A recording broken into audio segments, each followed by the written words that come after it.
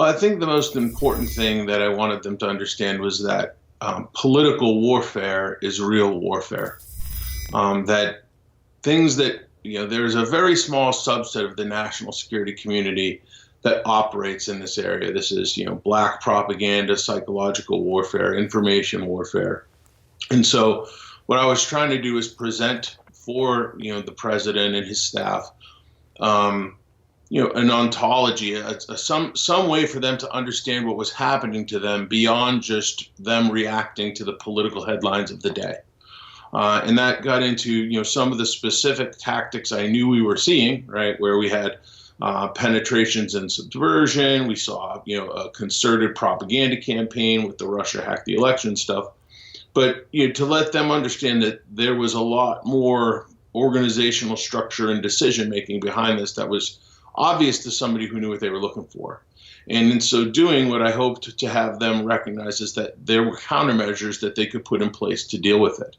Well, let's talk about just a second. You mentioned the term cultural Marxism. Mm-hmm. What does that term mean? Some people have heard it, but very few. What does it mean? Is it real? Give us some examples. I think the simplest way to explain it to the layman who isn't familiar with it is the Marxists recognized that one of the real strengths in the West, particularly the Soviets, but others as well, that one of the real strengths of the West was our Judeo-Christian cultural basis.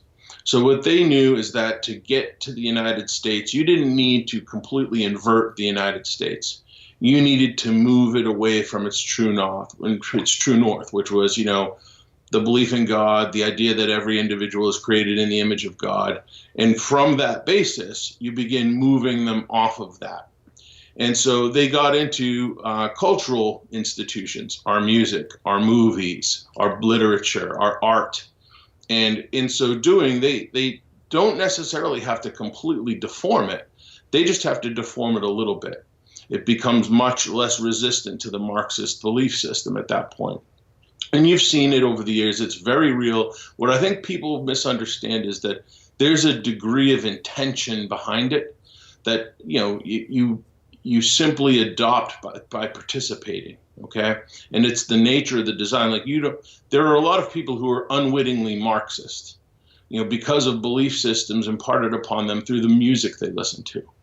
Or the value systems that those arts that they, whether it be movies or whatever, that art that they watch inculcates them with. And it's slowly done over time. And what we see now is, 60 or 70 or 80 years, really 100 years, and, starting in 2017, 100 years on into the Marxist revolution, post-Soviet revolution, here we are.